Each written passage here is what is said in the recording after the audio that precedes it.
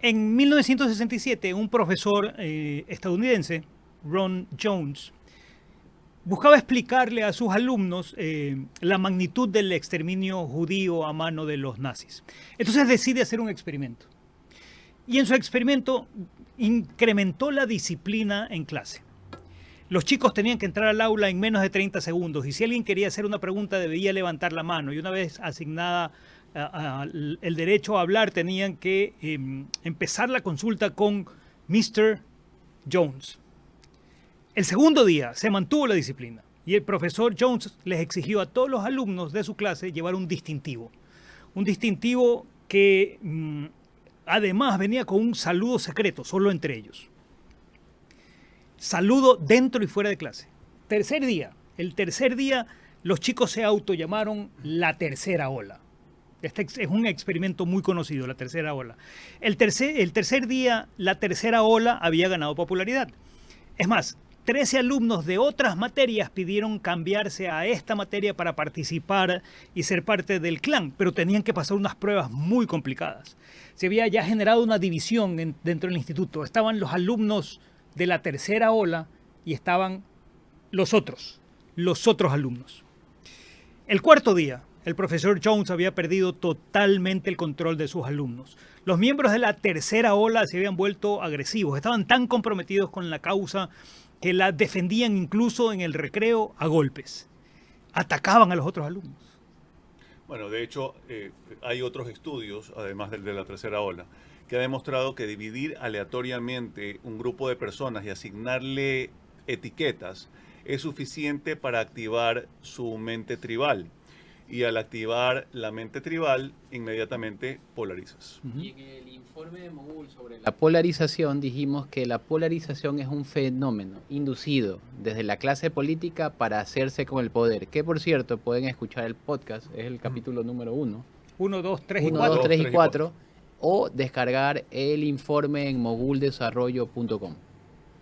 La política reduce el tamaño de ciudadanos a solamente miembros de un partido, ¿no? En el texto del informe de Mogul que mencionabas, se habla de la guetización política que vive el Ecuador hace casi 20 años, desde el 2008-2009.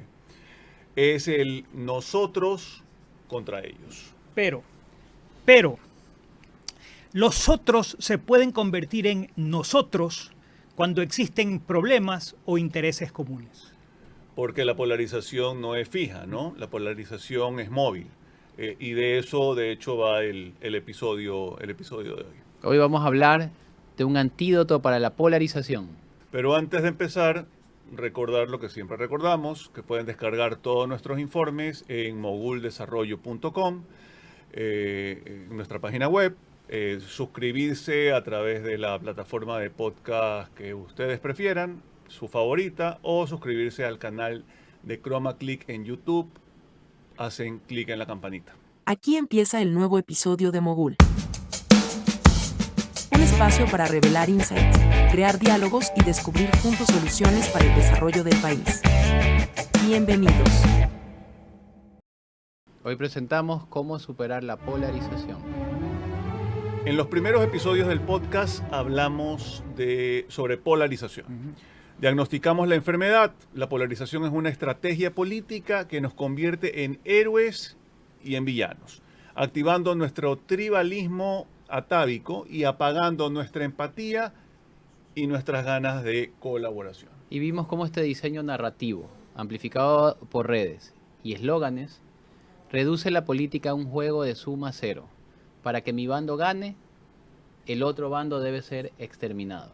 Ahora, ¿cómo superamos la polarización que nos está afectando como sociedad? O sea, ¿realmente es posible? Es la pregunta.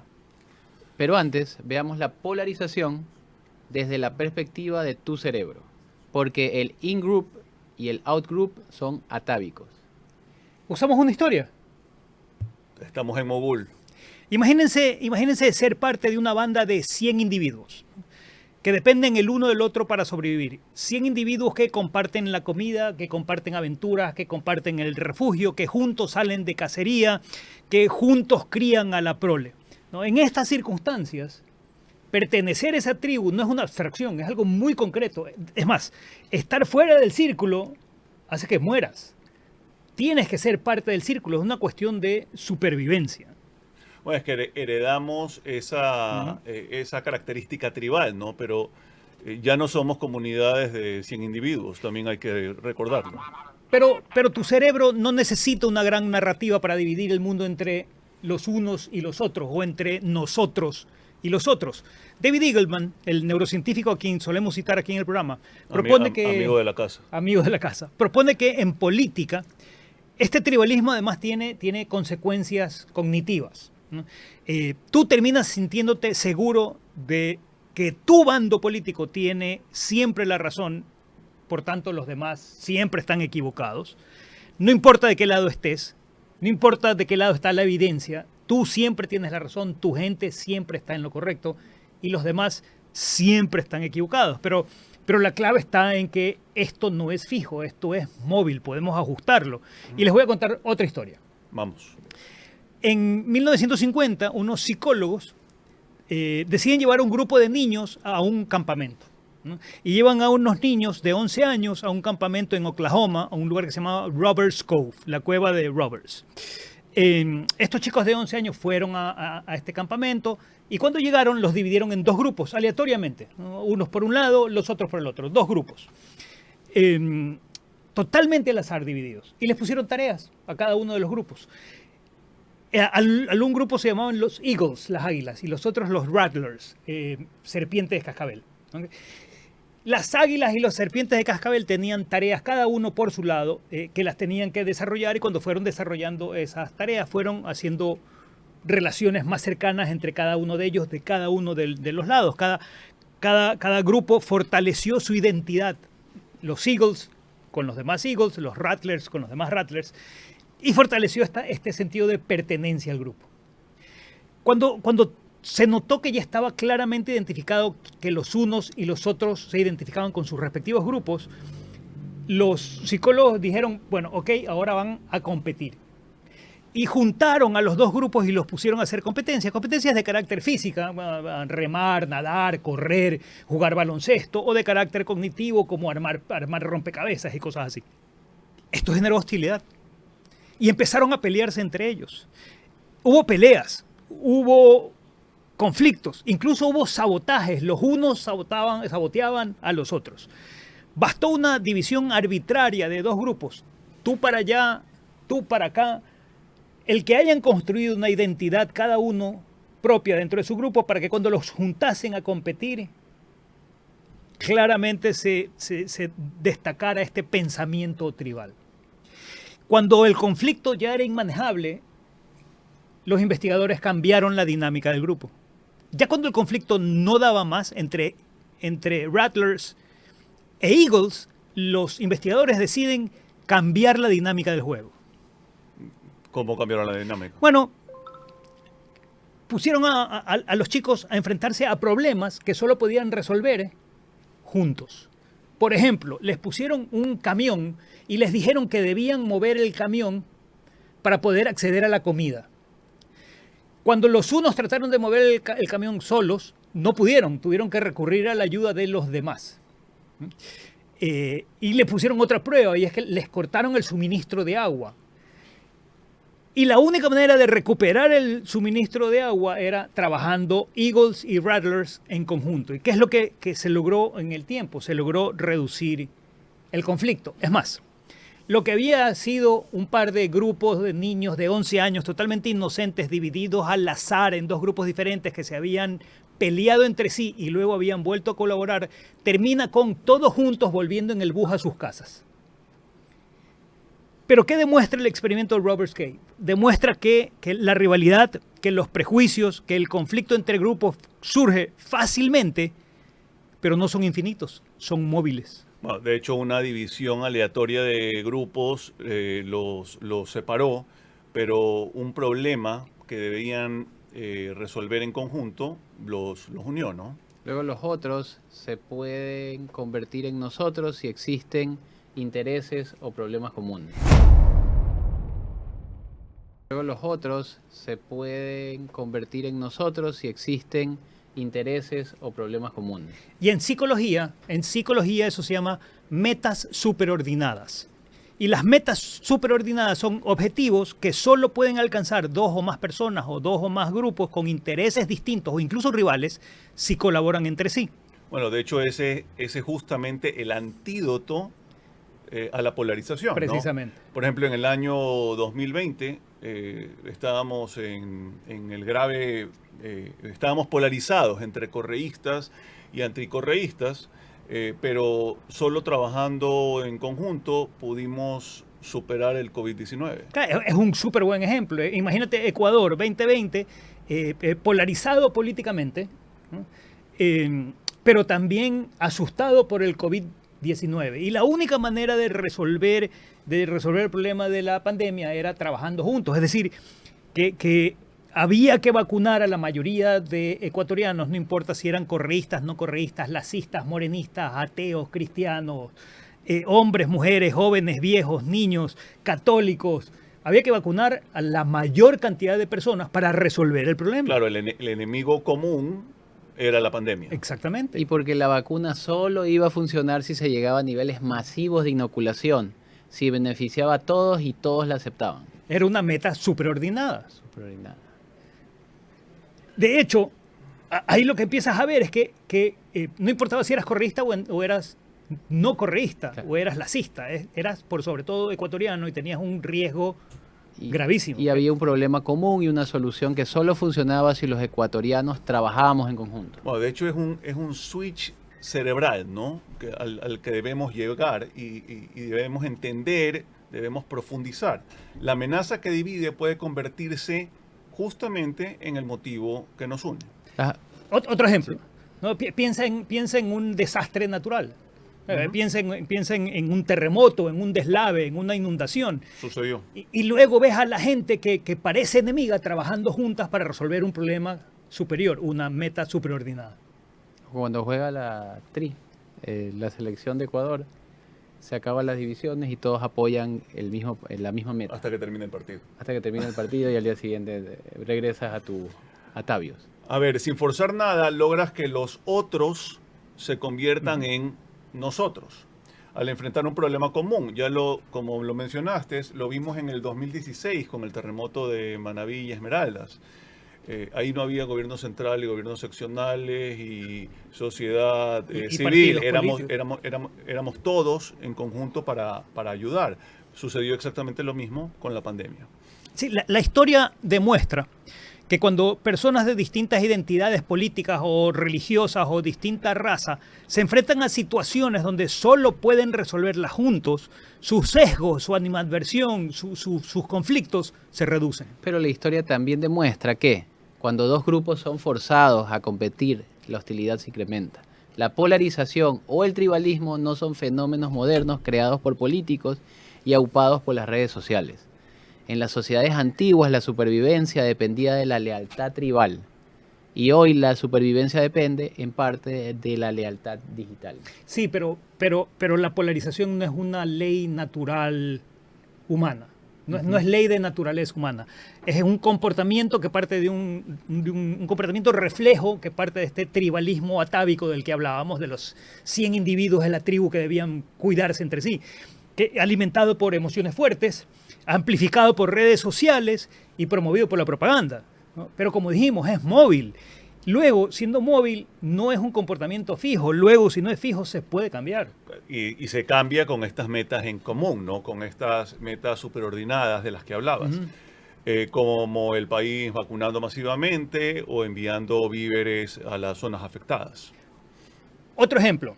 Fuera de Ecuador, de meta superordinada es el hombre llegando a la luna. De hecho, así empieza el libro de Mission Economy de Mariana Mazzucato. Ella cuenta la historia de Estados Unidos en la década de los 60, ¿no? Un país hiperpolarizado por discusiones de carácter de derechos civiles. Acuérdense la guerra de Vietnam, el movimiento hippie, había todo un cambio generacional.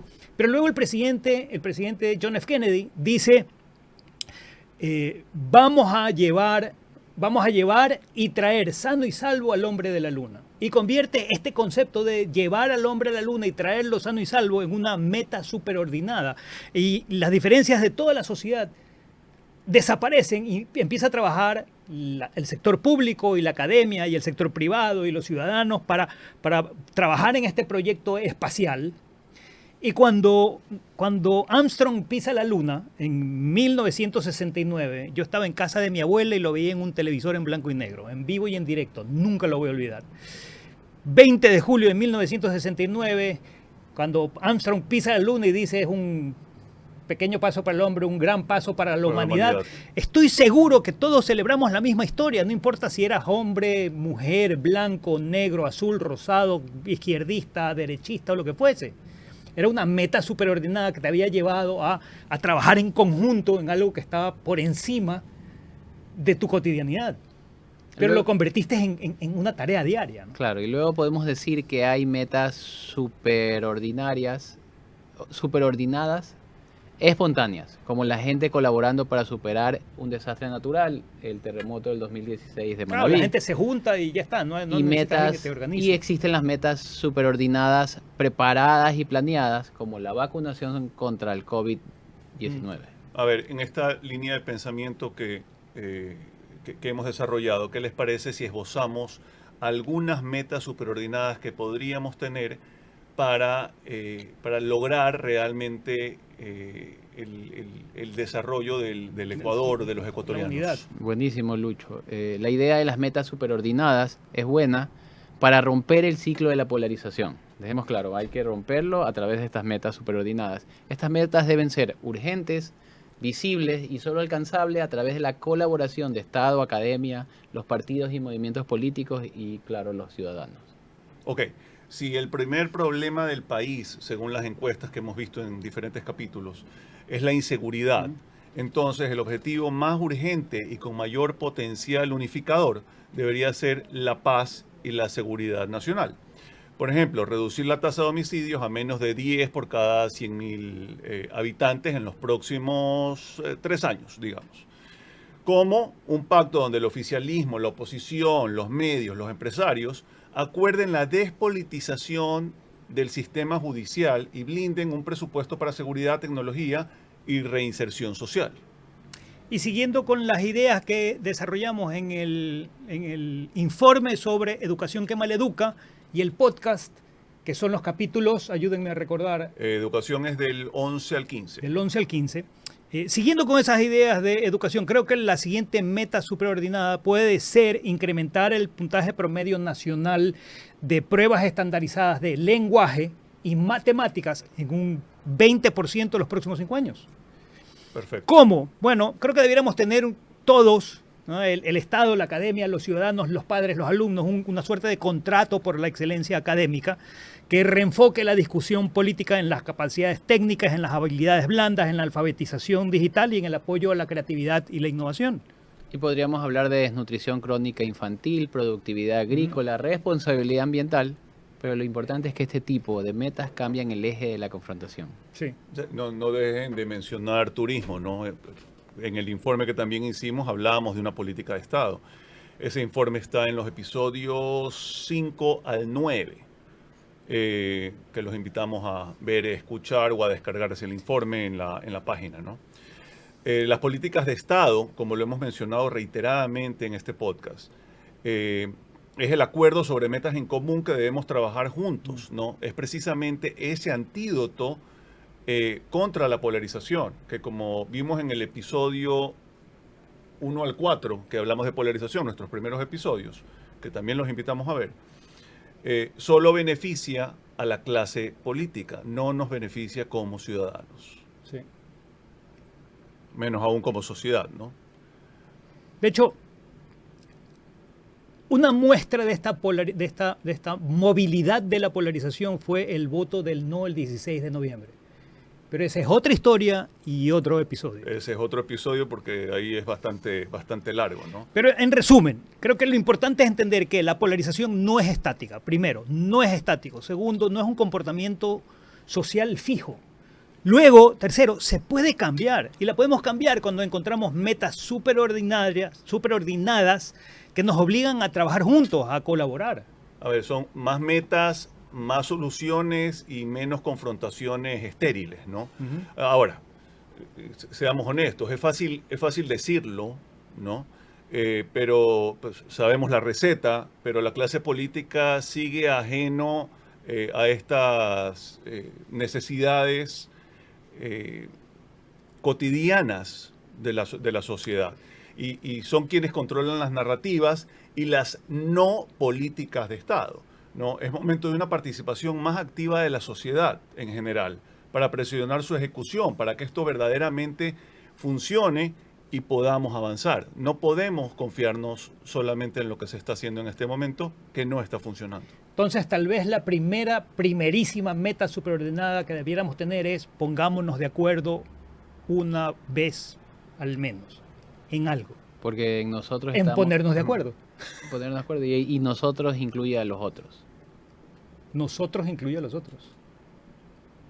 Claro, cuando ves la palabra, otros está dentro de nosotros. Es hora de cambiar oposición por opción.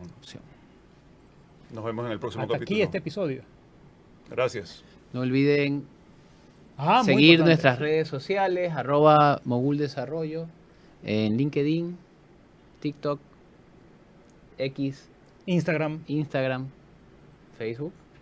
No olviden suscribirse a nuestros podcasts en Spotify, Apple Podcast y su plataforma de elección, y descargar los informes en moguldesarrollo.com. ¿Sigue? Hasta la próxima. Llegamos al final de este episodio de Mogul. Esperamos que el análisis de hoy te haya ofrecido nuevas perspectivas y herramientas para navegar en un mundo cada vez más complejo. Recuerda que, ante la avalancha de información, la clave está en buscar insights, crear diálogos y revelar soluciones. Gracias por habernos acompañado. Si te gustó, compártelo. Hasta el próximo episodio.